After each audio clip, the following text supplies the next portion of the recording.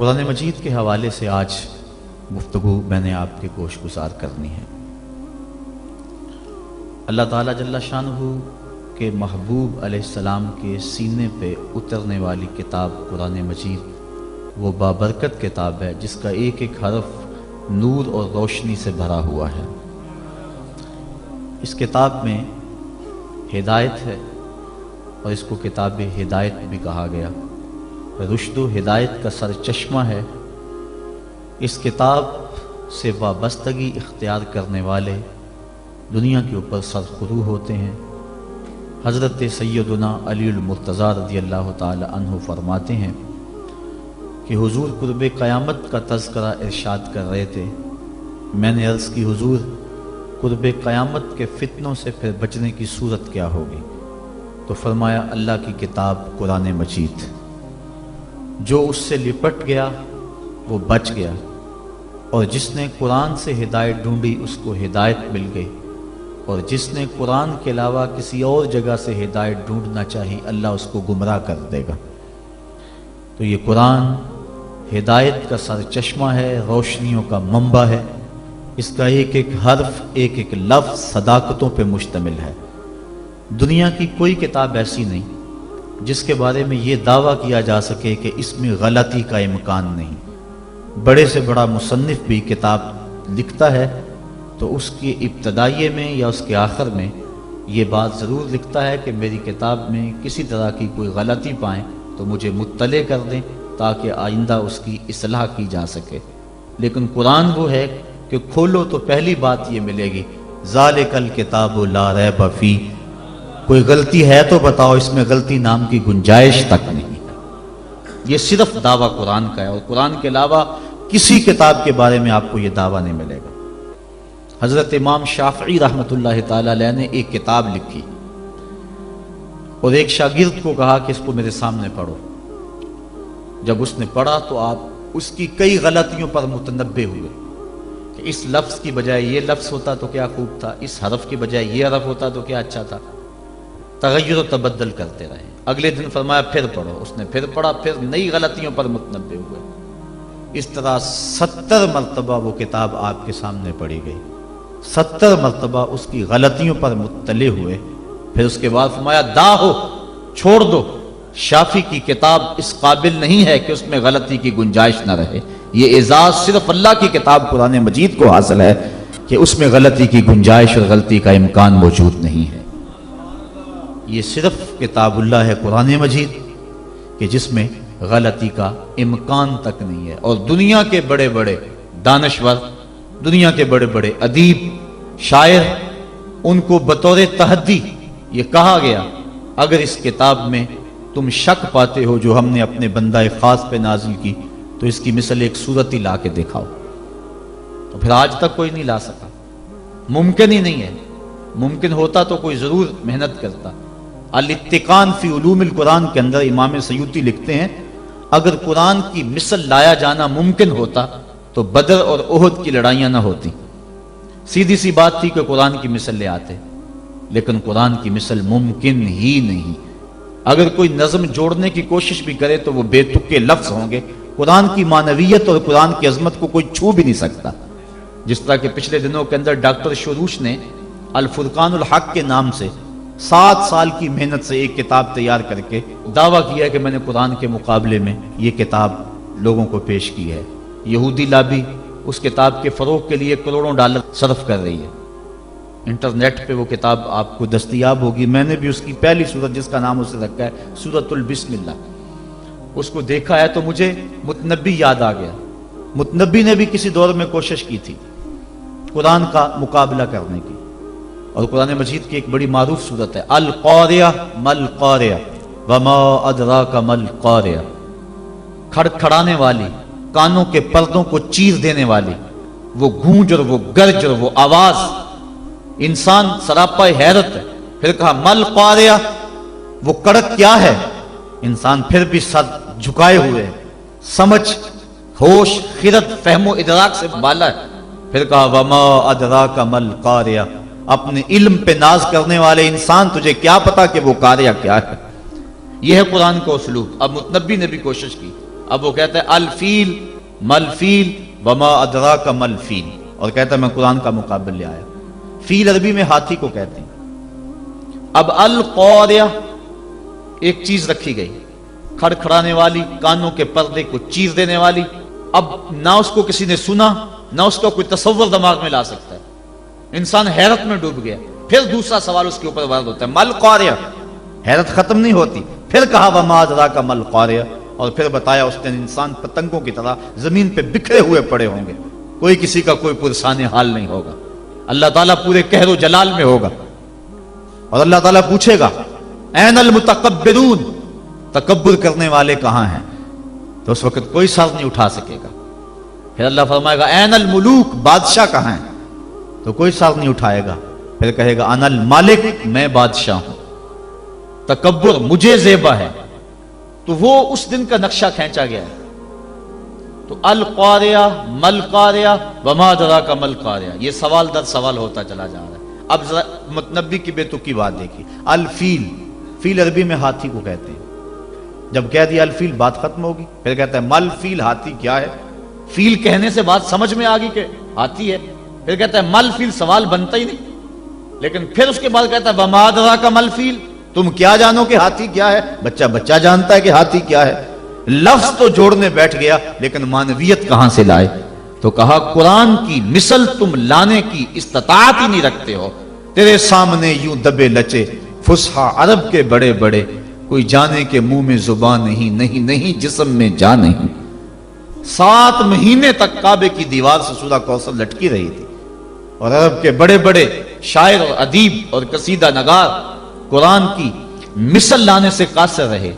اور پھر ایک نے آگے اپنی طرف سے یہ جملے لکھا تھا انا اعطینک الکوثر فصلی لربک وانحر ان شانئک ھو الابتر۔ اس نے آگے لکھا ما ھذا کلام البشر، یہ کسی بشر کا کلام نہیں، ورنہ اس کا مقابلہ ہم ضرور لاتے۔ دور دراز سے ایک شاعر آیا، اس نے دیکھا، اشش کر اٹھا، لیکن جب اس چوتھے جملے پہ آیا تو حیران ہو گیا۔ اس نے چوتھے جملے پہ لکیر کھینچی اور آگے لکھا ولیکن ھذا کلام البشر، یہ پہلے 3 کسی بشر کے نہیں، چوتھا کسی بشر کا ہی ہے۔ یہ قرآن کا اعجاز ہے کہ قرآن کی مثل کا لایا جانا ممکن نہیں ہے۔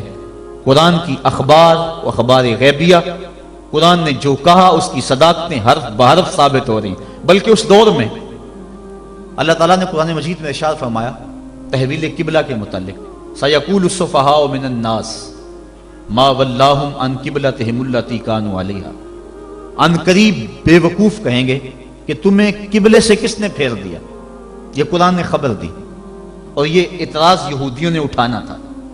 اب قرآن نے کہا ان قریب بے وقوف کہیں گے کہ تمہیں قبلے سے کس نے پھیر دیا۔ پہلے بیت المقدس کی طرف منہ کر کے نماز پڑھتے تھے، اب کعبۃ اللہ کی طرف منہ کر کے نماز پڑھتے ہو، تو کس نے پھیرا، کیوں تم مجھ سے پھر گئے؟ یہ اعتراض کریں گے، یہ اللہ تعالیٰ نے قرآن مجید میں بیان فرمایا۔ اب انہوں نے ابھی اعتراض کیا نہیں، ابھی اعتراض کریں گے، قرآن نے پہلے بیان کر دیا۔ اور یہودی اسلام کی مخالفت میں ایڑی چوٹی کا زور لگاتے تھے اور کوشش کرتے تھے کوئی موقع خالی نہ جائے۔ اب یہ ان کے لیے موقع تھا۔ قرآن نے کہا تھا ان قریب کہیں گے بے وقوف کہ تمہیں قبلے سے کس نے پھیرا، تو یہ کس نے کہنا تھا؟ یہودیوں نے کہنا تھا، یہودی کہتے ہی نہ، ان کے دل میں اعتراض آتا بھی تو زبان پہ نہ لاتے، اور پھر کہتے لوگ قرآن نے تو کہا تھا کہ لوگ کہیں گے، ہم نہیں کہہ رہے، لہذا قرآن کی بات غلط ہو گئی۔ ایسا ہو سکتا تھا۔ اور پھر یہ نہیں کہ اس کا جواب یہ دے دیا جاتا تم نہیں کہو گے تو کل آنے والی صدیوں میں لوگ کہیں گے۔ لفظ ہیں سیقول السفہاء، سین اور صوفہ یہ مستقبل قریب کے لیے آتے ہیں، یہ نہیں ہے کہ دور جا کے کہیں گے، ان قریب کہیں گے۔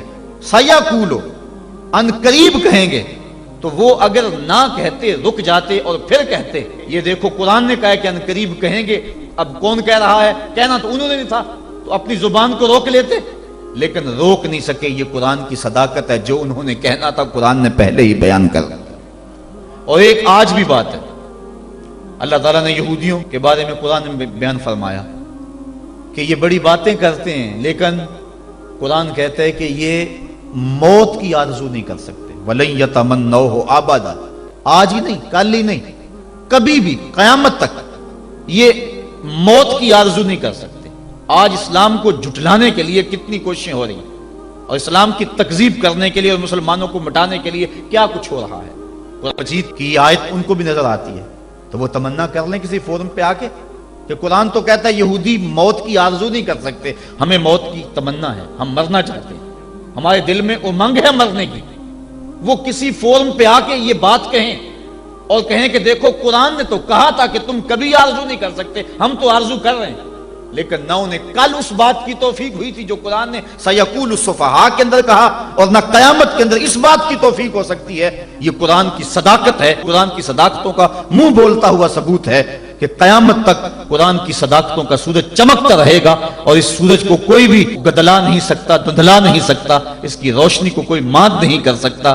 یہ اللہ کی وہ سچی کتاب ہے، اللہ کی وہ پاکیزہ اور مطہر کتاب ہے جو حجت بھی ہے اور ضابطہ اخلاق بھی ہے اور ضابطہ حیات بھی ہے۔ دنیا کے اوپر جتنی بھی کتابیں نازل ہوئی ہیں وہ ضابطے تو ہیں لیکن حجت نہیں ہے، لیکن ہمارے نبی ہمارے آقا و مولا صلی اللہ علیہ وسلم کے اوپر جو کتاب نازل ہوئی ہے یہ حجت بھی ہے، دلیل بھی ہے۔ حضور کا سب سے بڑا معجزہ جو حضور کو عطا کیا گیا وہ قرآن مجید ہے۔ ایک ضابطہ ذہن میں رکھ لیں پھر بات آگے چلے۔ ہر نبی کو جو معجزہ عطا کیا جاتا رہا ہے، عادت باری تعالیٰ اس طرح رہی ہے کہ اس دور کے مطابق عطا کیا جاتا رہا ہے۔ مثال کے طور پہ حضرت داؤد علیہ السلام کے دور میں لوہے کی صنعت عروج پہ تھی، لوگ لوہے کا کام کرتے تھے، زرہیں بناتے تھے، لوہے کو گرم کر کے نرم کر کے ڈال کے کوئی شکل دیتے۔ تو اس دور میں اللہ کے نبی کو جو معجزہ دیا گیا اسی قبیل کا دیا گیا کہ وہ لوہے کو ہاتھ میں لیتے، موم کی طرح نرم ہو جاتا۔ لوگوں کو تو گرم کر کے نرم کرنا پڑتا، اللہ کا نبی یوں ہی اس کو نرم فرما لیتا۔ تو یہ چیز بطور معجزہ عطا کر دی گئی۔ حضرت یوسف علیہ السلام کے دور میں حسن کا چراغ گلی گلی جل رہا تھا، اللہ نے اپنے نبی کو معجزہ حسن عطا فرمایا۔ حضرت موسیٰ علیہ السلام کا دور دیکھیے، جادوگری کا فن عروج پہ تھا، نقطہ کمال پہ تھا، گھر گھر جادوگر پائے جاتے تھے۔ اللہ کے نبی کو جو معجزہ دیا گیا وہ کرشماتی عصا تھا، جو کبھی چھوٹا ہو جاتا ہے، کبھی بڑا ہو جاتا ہے، کبھی پتے جھاڑتے ہیں، کبھی بکریاں ہانکتے ہیں، کبھی ضرورت ہوتی ہے تو اس پہ ٹیک لگا کے کھڑے ہو جاتے ہیں، اور جب احتیاج ہوتی ہے تو وہی سانپ بن جاتا ہے، اژدہا بن جاتا ہے، اور منوں ٹنوں کے حساب سے پھینکی ہوئی رسیوں کو نگل لیتا ہے۔ جب سمٹتا ہے تو عصا کا عصا نہ قد بڑھتا ہے، نہ وزن بڑھتا ہے، نہ حجم بڑھتا ہے۔ تو چونکہ جادوگری کا دور تھا، جو معجزہ دیا گیا وہ جادوگروں کے فخر کو توڑتا دکھائی دے رہا ہے۔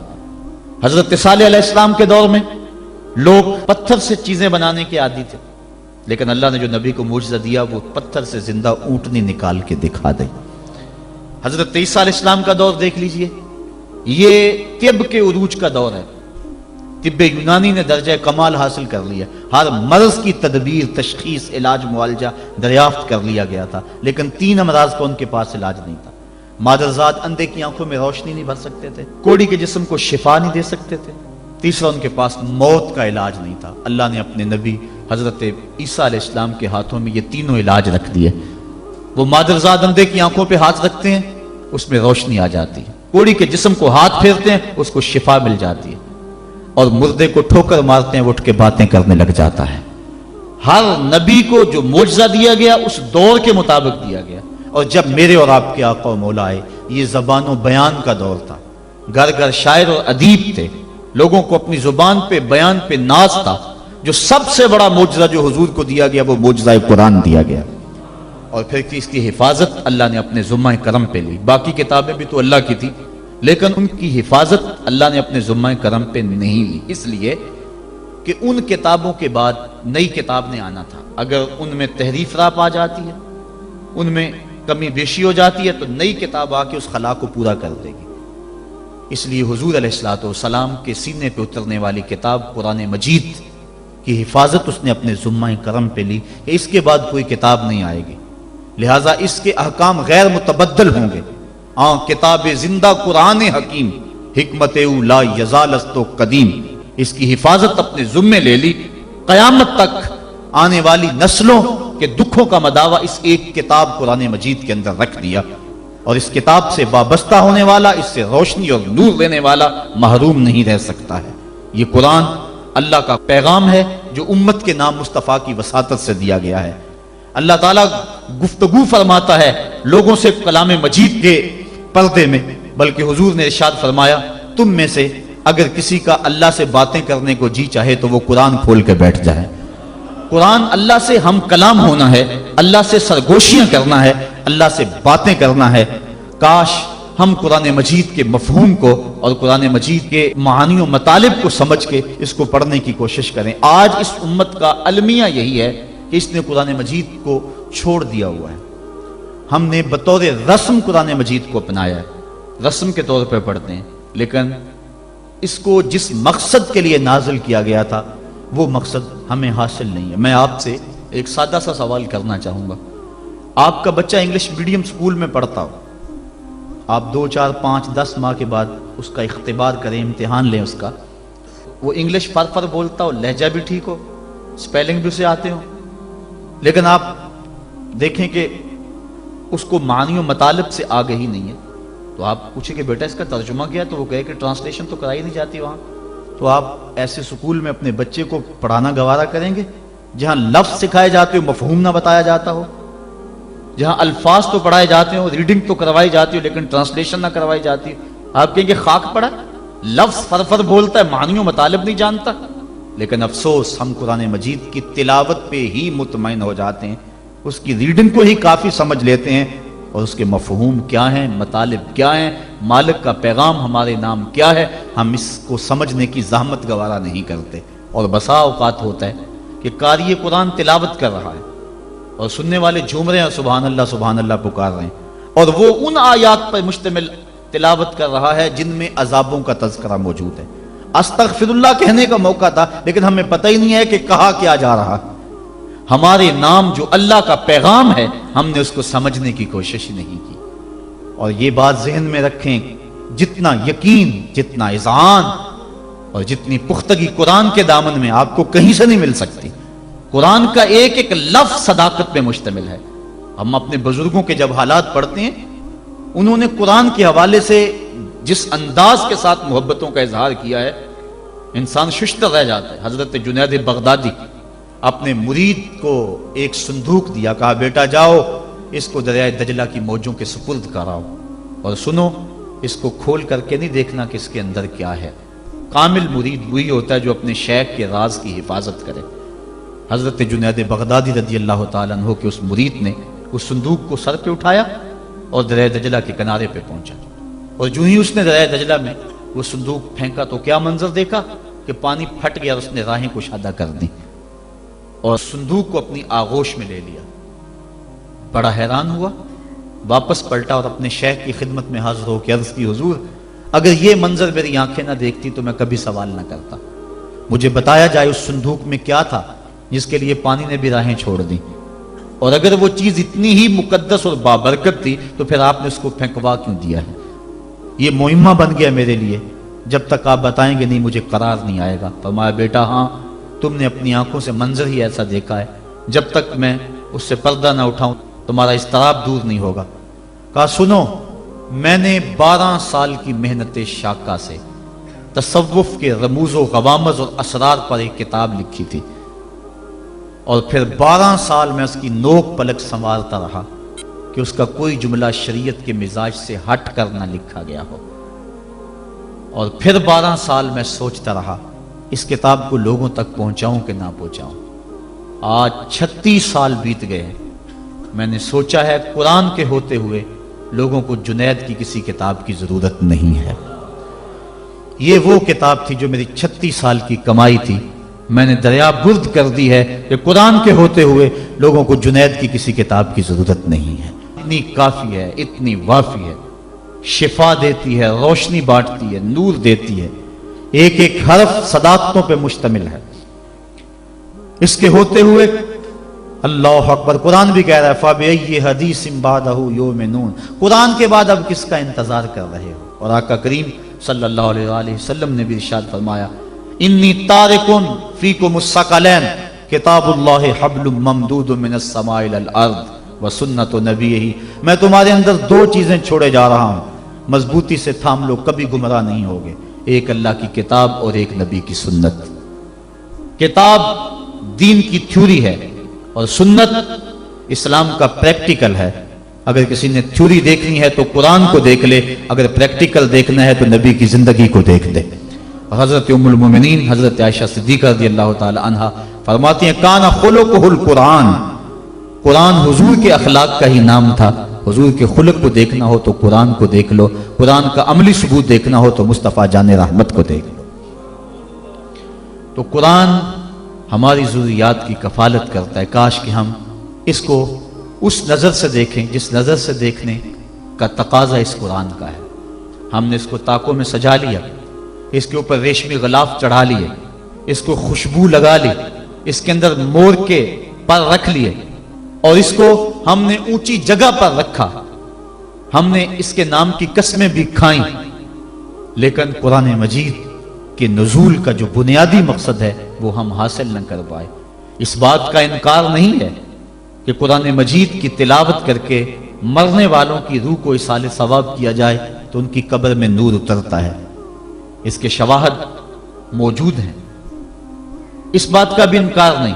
قرآن مجید کے الفاظ دم کر کے کسی کو پانی پلائیں تو اس کی بیماریاں صاف ہوتی، اس کا بھی انکار نہیں کیا جا سکتا کہ قرآن مجید کے نور کے مقابلے میں کوئی ناری مخلوق، کوئی جن بھوت، کوئی ایسی چیز نہیں ٹھہر سکتی۔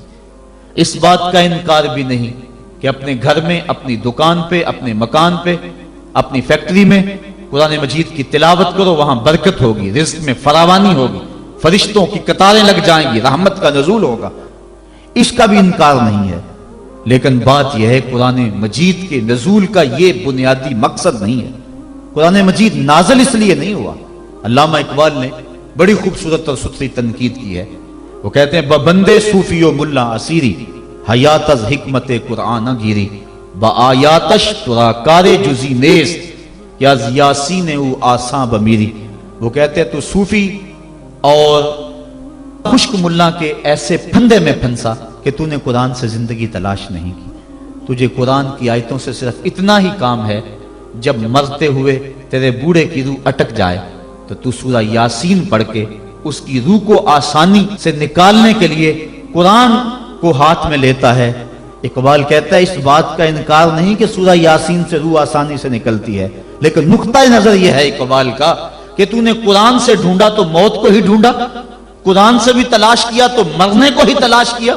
جس قرآن سے تو نے مرنے کو تلاش کر لیا، کاش اس قرآن سے تو جینا بھی سیکھ لیا ہوتا۔ جس قرآن سے تو نے مرنے کی سہولت ڈھونڈ لی، اس سے جینے کا سلیقہ بھی سیکھ لیا ہوتا، اس سے جینے کی سہولت بھی سیکھ لی ہوتی۔ ہم نے قرآن سے بھی جو ہے وہ موت کو ہی تلاش کرنا چاہا۔ آؤ قرآن کے دامن میں جو روشنیاں ہیں، قرآن کے دامن میں جو زندگیاں ہیں، قرآن کے حرف حرف کے اندر جو حیات کے اصول رکھے گئے ہیں، جینے کے جو ڈھب اور طریقے سکھائے گئے ہیں، ان سے ہم روشنی اور نور حاصل کر کے اپنی زندگی کو سنوار لیں۔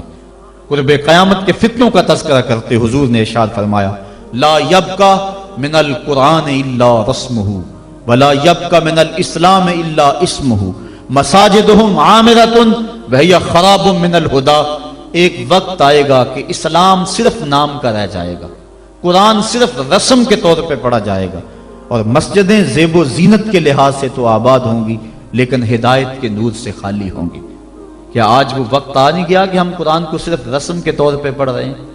قرآن مجید کے مفاہیم و مطالب سے ہمیں آگہی ہی نہیں ہے، اس پر عمل کرنے کی ہماری کوششیں ہی نہیں ہیں، ہم اپنی زندگی، اپنے معاشرتی نظام کو قرآن کے مطابق ڈھالنے کی کوشش میں لگتے ہی نہیں ہیں۔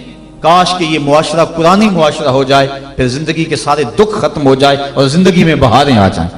یہ زندگی کے سارے دکھ، یہ زندگی کی ساری مصیبتیں اس لیے ہیں کہ ہم قرآن سے ہٹے ہوئے ہیں۔ قرآن کے دامن سے لپٹ جائیں، زندگی میں رونق آ جائے، زندگی میں بہاریں آ جائیں، ہر سمت محبتوں کے پھول کھل اٹھے اور نفرتوں کے کانٹے خود بخود ہی ختم ہو جائے اگر ہم قرآن پہ آ جائیں تو۔ لیکن ہم نے قرآن کو بطور رسم اپنایا، لا یبقى من القرآن الا رسمه، قرآن کو رسم کے طور پہ ہم پڑھ رہے ہیں، ورنہ یہ قرآن تو مردہ دلوں میں زندگی کی روح پھونکنے والا ہے۔ وہ جو قتل کرنے کے منصوبے تیار کر کے گھر سے نکلتے ہیں اور ہاتھ میں تلوار لیتے ہیں، آج بانی اسلام کا کلا کما کر دیں گے۔ سورہ طٰہٰ کی ابھی چند آیتیں ان کے کانوں میں پڑتی ہیں تو ان کے سارے پروگرام بدل کے رہ جاتے ہیں۔ جو بانی اسلام کے چراغ کو گل کرنے کے عزم لے کر گھر سے نکلتے ہیں، گلے میں پٹکا ڈالا ہوا ہے اور اپنے بہنوئی کے ہاتھ میں دیا ہے، کہا مجرم بنا کے حضور کی خدمت میں پیش کر۔ یہ قرآن کی تاثیر تھی، اور پھر قرآن ان کے اوپر ایسا اترا کہ پھر ان کی زبان سے قرآن کا جو نغمہ پھوٹا، لوگوں کی تقریر پلٹتا چلا گیا۔ حضرت عمر فاروق کا دور ہمایوں ہے، مسجد نبوی میں عورتیں بھی نماز پڑھتی ہیں، مرد بھی نماز پڑھتے ہیں۔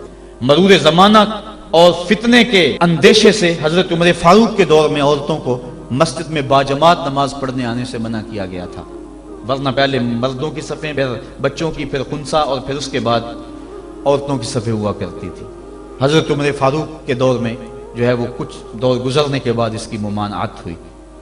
آپ کا دور ہمایوں میں مسجد میں عورتیں بھی نمازیں پڑھنے آتی ہیں اور مرد بھی۔ ایک عورت اللہ نے اس کو شکل و صورت سے نواز رکھا ہے، وہ نماز پڑھنے آتی ہے، ایک نوجوان رستہ روک کے کھڑا ہو جاتا ہے، 2 4 5 مرتبہ اس نے اس کی مزاحمت کے انداز کو دیکھا، ایک دن رک کر پوچھا تجھے کیا مسئلہ ہے؟ اس نے اپنے قلب کی خواہش کا اظہار کیا کہ میں تیرا متوالا ہوں، چاہنے والا ہوں، تیری ایک ایک ادا پہ 100 جان سے قربان ہونے کے لیے تیار کھڑا ہوں۔ اس نے کہا میری ایک شرط پوری کر دے، میں تیری ہر خواہش، تیری ہر بات مانوں گی۔ اس نے کہا جلدی کہو، میں تمہارے لیے آسمان سے تارے بھی توڑ لاؤں گا۔ اس نے کہا میری کوئی لمبی خواہش نہیں ہے، ایک ہی میری آرزو ہے، 40 دن تک عمر فاروق رضی اللہ تعالیٰ عنہ کے پیچھے نمازیں پڑھ لو، اس کے بعد جو کہو گے میں ماننے کے لیے تیار ہوں۔ اس نے کہا یہ کون سی مشکل شرط رکھ دی، یہ تو بڑا آسان ہے، اگر اس سے تو مل جاتی ہے تو میرے لیے 40 دنوں کی نمازیں کہہ رہی ہے، میں تو 40 سال بھی گزارنے کو تیار تھا۔ خیر 40 دن مسلسل نمازیں چلتی رہیں۔ جب 40ویں دن کی آخری نماز پڑھ کے وہ نوجوان واپس جا رہا ہے، اسی جگہ پہ عورت حسب وعدہ کھڑی ہے، یہ نظر جھکا کے گزرنے لگا۔ اس نے کہا میں وعدے کے مطابق کھڑی ہوں۔ کہا اب تیری ضرورت نہیں رہی، عمر نے دل کا تعلق رب سے جوڑ دیا۔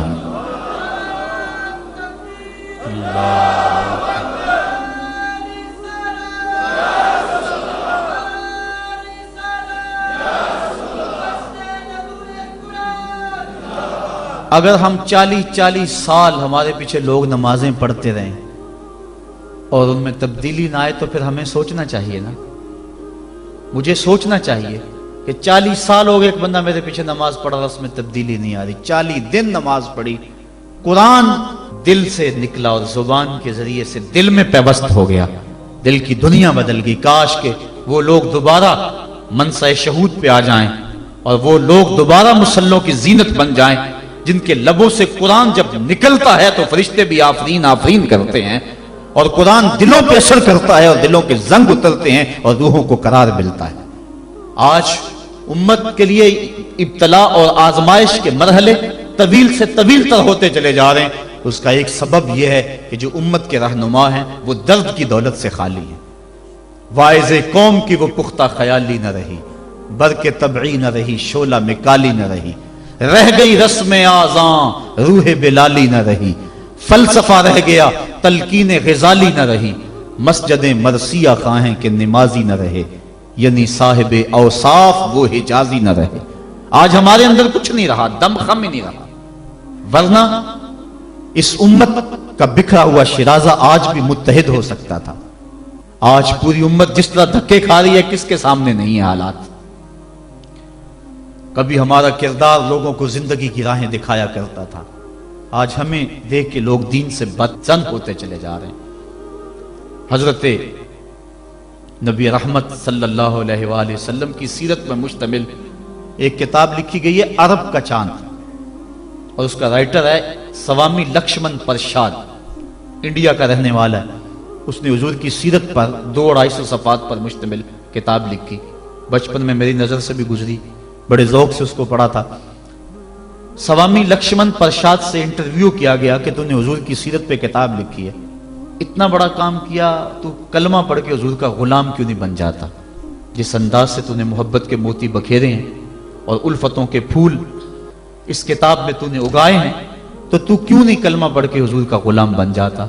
تو لالو کا جواب سنیے، ہماری آنکھیں کھول دینے کے لیے کافی ہے، اور اتنا زناٹے دار تماچا ہے، اگر ہم محسوس کریں تو صدیوں اس کی کسک نہ جائے، اگر نہ محسوس کریں تو وہ ایک گاڑی کے پیچھے لکھا تھا عقل نہ ہو تو موجیں ہی موجاں، لیکن اگر سمجھنے کی بات ہو تو اتنی بڑی تنبیہ ہے کہ پاؤں کے نیچے سے زمین نکل جاتی ہے، اور ہمیں اپنے وجود سے شرم آتی ہے، ہمارے جسم کا ایک ایک رواں پسینے سے شرابور ہو جاتا ہے۔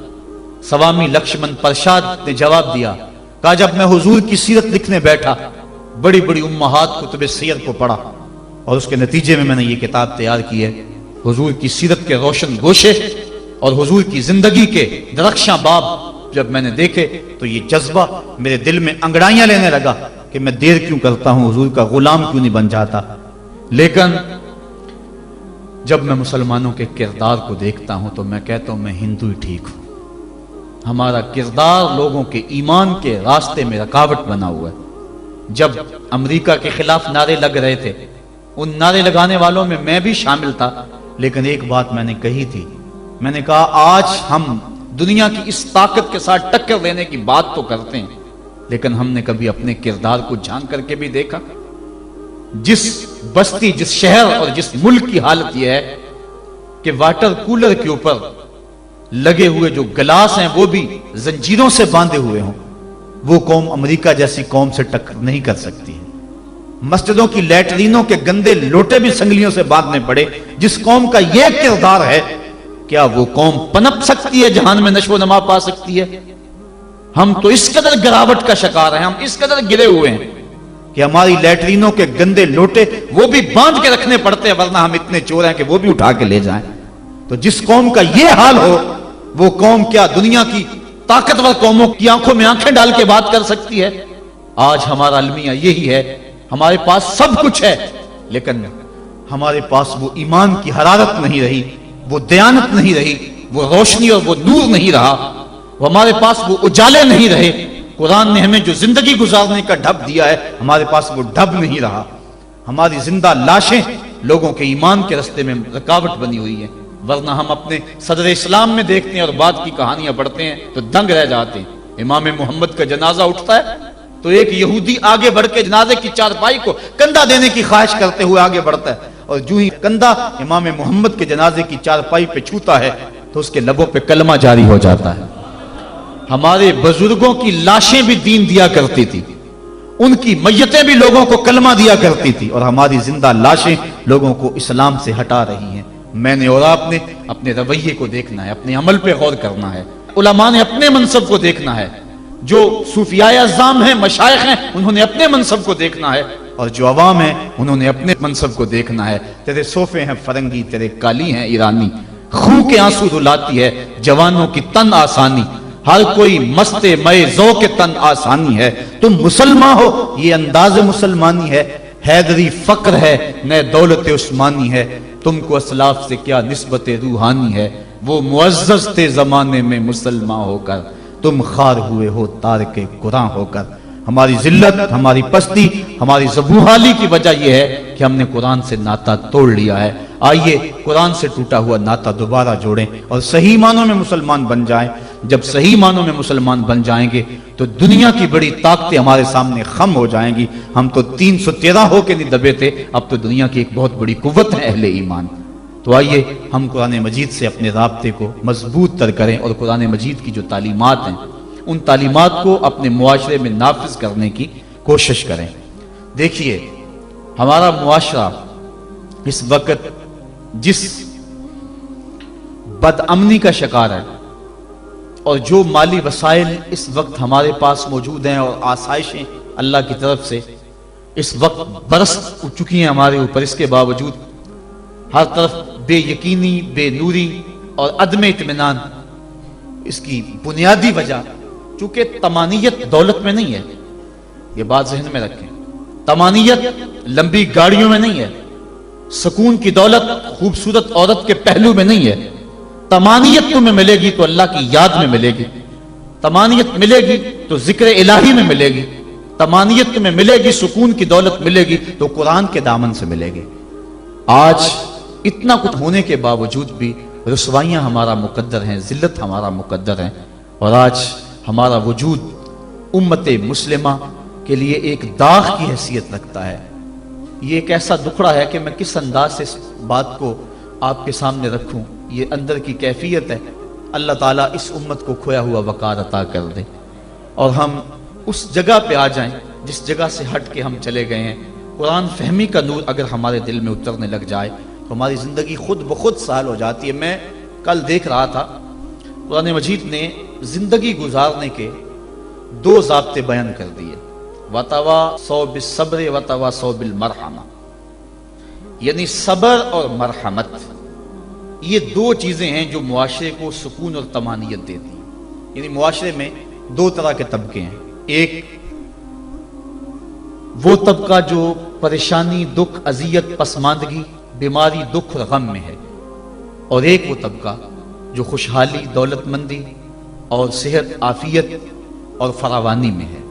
اب دونوں کی ذمہ داریاں قرآن نے بیان کر دی. اگر ہم اس پہ آ جائیں اور قرآن کی اس تعلیم کو سامنے رکھ کے اپنے معاشرے کی راہیں درست کرنا شروع کر دیں تو ہمارا معاشرہ جنت بن جائے. جو بیمار ہے، پریشان حال ہے، دکھی ہے، اس کو قرآن تاکید کرتا ہے تو صبر کر.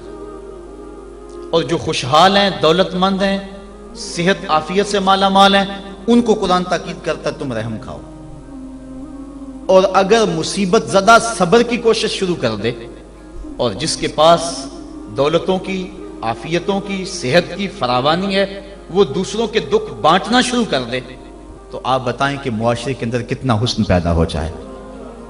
لیکن ہم نے کبھی اس نظر سے دیکھا ہی نہیں. عید الفطر کے موقع پہ پچھلے سال اس پر مفصل گفتگو کی تھی. جو احباب وہاں موجود تھے انہیں یاد ہوگا کہ ہماری عید کیا ہوتی ہے. ایک طرف تو خوشیوں کے گہوارے ہیں اور دوسری طرف غم کے اندھیرے ہوتے ہیں اور ہم عید منا رہے ہوتے ہیں.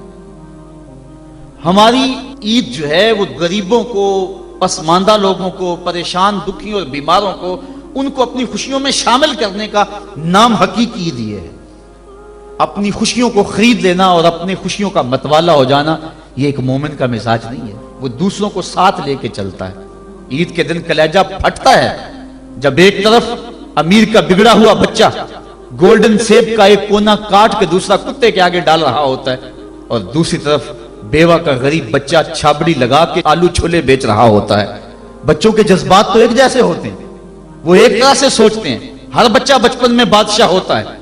اگر امیر کا بچہ کھیلنے کو چاند مانگتا ہے تو یہ آرزو غریب کے بچے کی بھی ہوتی ہے. یہ عید کے دن بھی تفریق ہم نہیں مٹا سکتے. میں نے کرن نامی اس عورت کی مثال دی تھی کہ جس نے اپنے مزدور باپ سے کانچ کی چوڑیاں مانگی اور وہ کانچ کی چوڑیاں بھی فراہم نہ کر سکا تو اس نے خودکشی کر لی. بچی کی عمر 7 سال تھی. کیا وہ معاشرے کے کندھوں کے اوپر بوجھ نہیں ہے؟ اگر ہمسایہ بھوکا سو جائے تو نماز قبول نہیں ہوتی. اور آقا کریم نے تو یہاں تک فرمایا اپنے گوشت کی خوشبو سے ہمسائے کو تکلیف نہ دو. یا تو تھوڑا سا پانی زیادہ ڈال لو اور شوربے کی ایک پیالی ہمسایوں کے گھر بھی بھیج دو.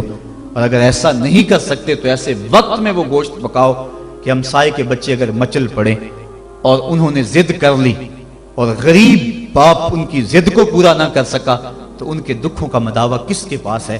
یہ شریعت کا مزاج ہے. عید کے دن، عید کی رات جو موانست کی رات ہے، جو محبتوں کی رات ہے، دکھ لوگوں کے بانٹنے کی رات ہے، وہاں بے چراغ گھروں کا رخ کرو. اور جن کے گھروں کے اندر سکون اور طمانینت نام کی کوئی چیز نہیں ہے، جن کے گھر کے اندر خوشی نام کی کسی چیز کا بسیرا نہیں ہے، عید کے دن وہ دکھی گھر ڈھونڈو اور محبتیں جا کے ان گھروں میں تقسیم کرو. اور عید کی خوشیوں میں اگر ان کو شامل کر لیتے ہو تو یہ قرآن کا مزاج ہے. وَتَوَاصَوْا بِالصَّبْرِ وَتَوَاصَوْا بِالْمَرْحَمَةِ. ایک طبقہ جو ہے وہ بھی واویلا نہ کرے، دکھ آ جائے تو دکھ کو برداشت کرے. اللہ دکھ پر صبر کرنے پر بھی اجر رکھا ہوا ہے.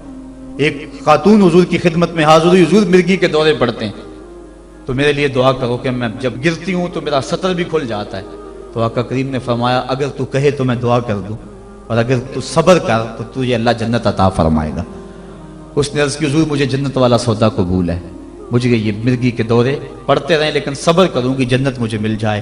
لیکن اتنا ہے کہ عورت ذات ہوں جب گرتی ہوں تو پردہ کھل جاتا ہے. یہ آرزو ہے کہ پردہ سطر نہ کھلے. فرمایا ہاں سطر نہیں کھلے گا لیکن مرگی کے دورے بدستور موجود رہیں گے.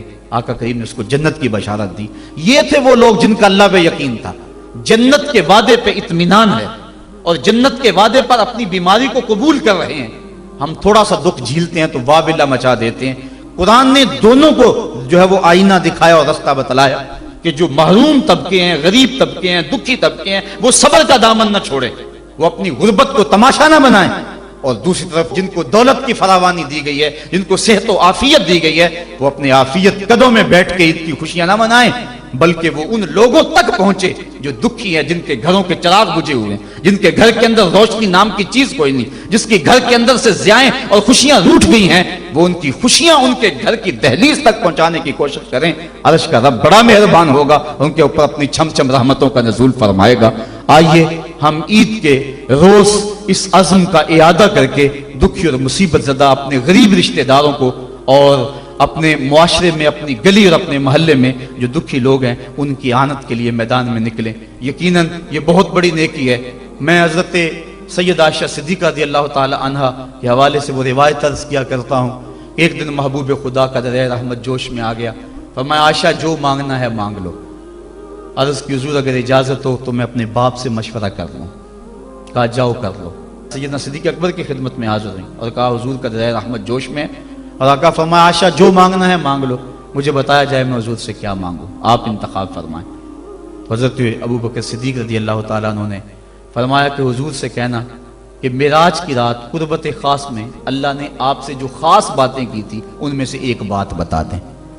یہ میری ڈیمانڈ ہے، یہی میری چاہت ہے، آج یہ میں آپ سے طلب کرنا چاہتی ہوں۔ حضرت ام المومنین حاضر ہوئی۔